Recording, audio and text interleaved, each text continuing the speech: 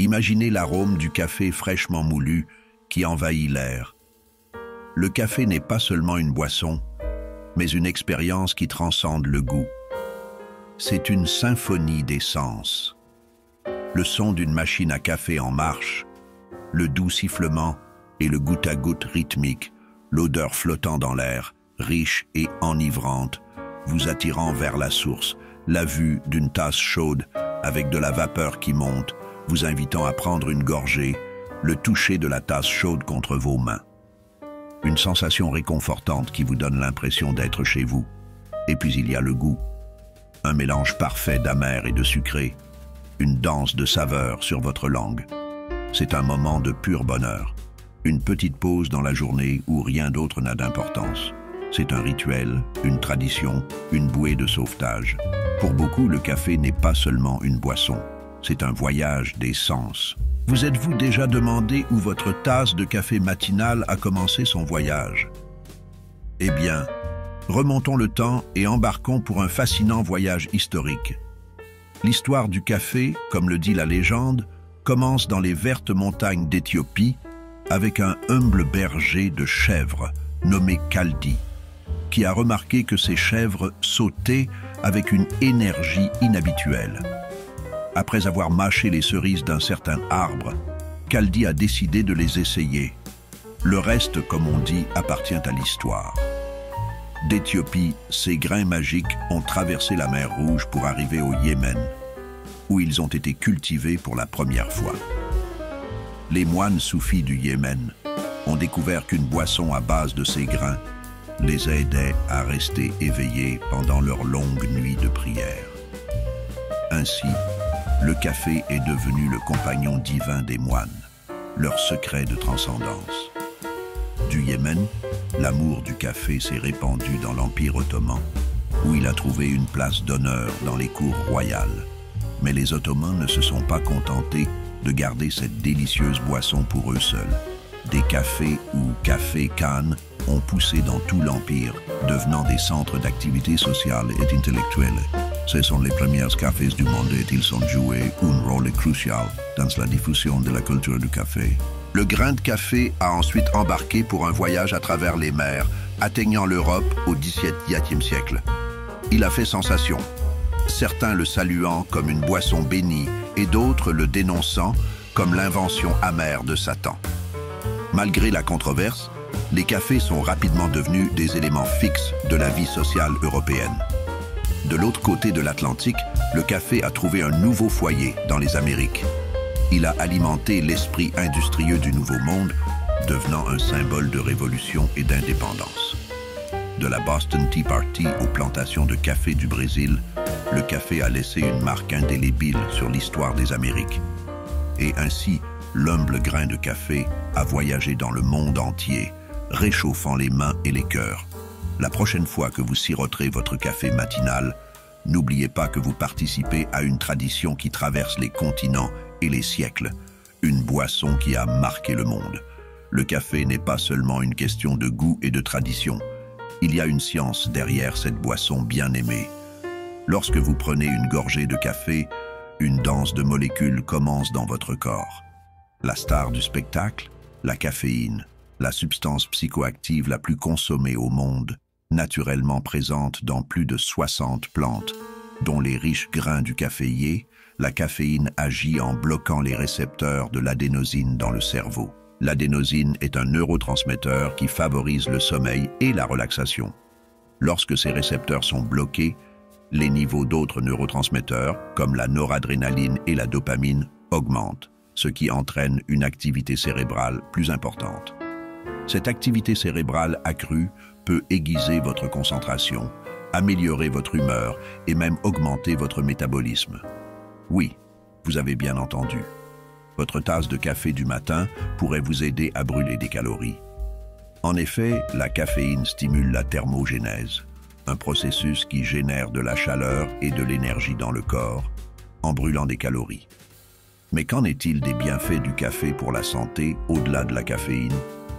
Eh bien, le café est une riche source de puissants antioxydants, comme l'acide chlorogénique et les mélanoïdines. Ces antioxydants combattent les radicaux libres nocifs dans le corps, réduisant ainsi le risque de maladies chroniques telles que les maladies cardiaques et le diabète de type 2. Maintenant, vous avez peut-être entendu des commentaires négatifs sur le café. Il crée une dépendance, il provoque des insomnies, il est mauvais pour le cœur.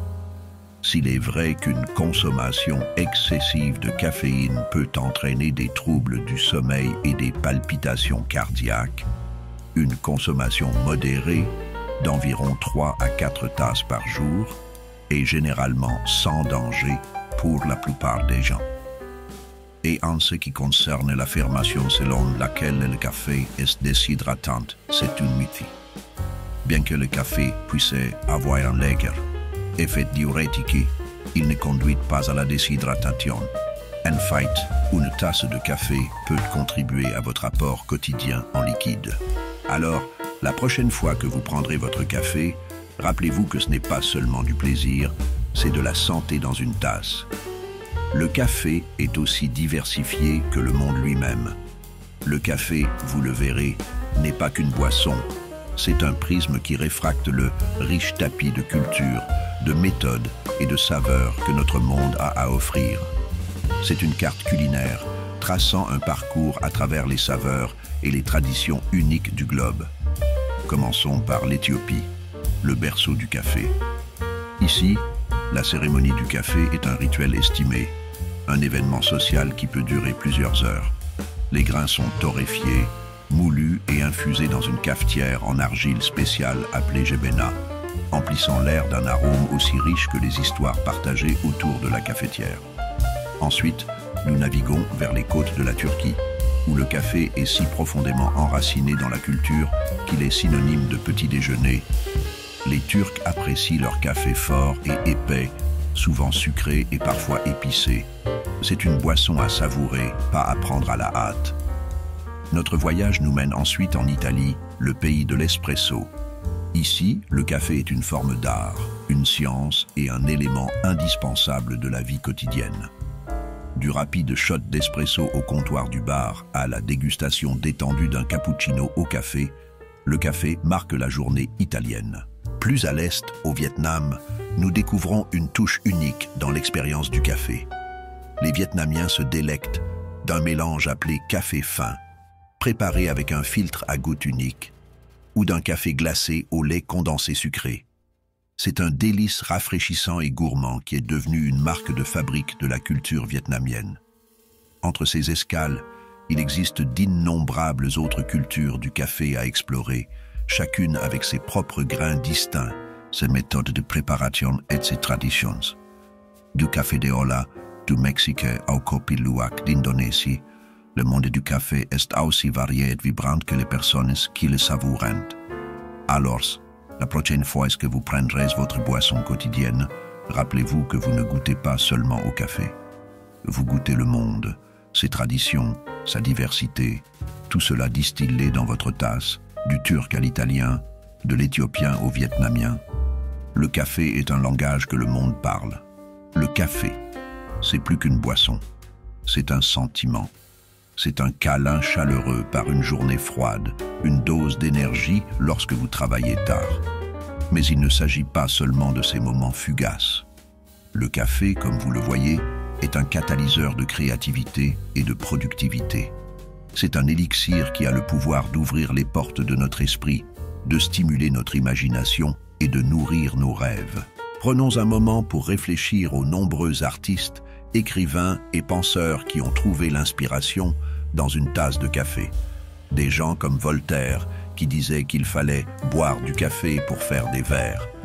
Ou Victor Hugo, qui avouait écrire ses romans en buvant un café noir comme l'encre et chaud comme le feu. Il n'est pas surprenant que les cafés du monde entier soient devenus des centres d'innovation et de révolution, des lieux où les idées naissent et sont partagées. Mais le café est plus qu'une simple muse. C'est un symbole d'unité et d'amitié, un moyen de se connecter avec les autres. Pensez aux innombrables conversations partagées autour d'une tasse de café, les liens formés, les amitiés nouées. C'est comme si chaque tasse de café portait en elle une histoire, un souvenir, une connexion. Imaginez, si vous voulez, une matinée d'hiver froide. Un groupe d'amis réunis autour d'un feu de cheminée, tenant des tasses fumantes de café dans leurs mains, leur rire résonnant dans l'air frais. Ou imaginez un dimanche matin paisible, un couple partageant une cafetière de café fraîchement préparée, le silence parlant de lui-même. Ce sont les moments dont le café fait partie, des moments qui composent la tapisserie de nos vies. Et donc, en prenant la dernière gorgée, rappelons-nous que le café est plus qu'une simple boisson. C'est un rituel, un réconfort, une étincelle d'inspiration. C'est une pièce du puzzle qui compose notre journée, notre vie. Le café, c'est le témoin silencieux de nos vies, le carburant de nos rêves. En arrivant au fond de nos tasses, réfléchissons à la magie du café.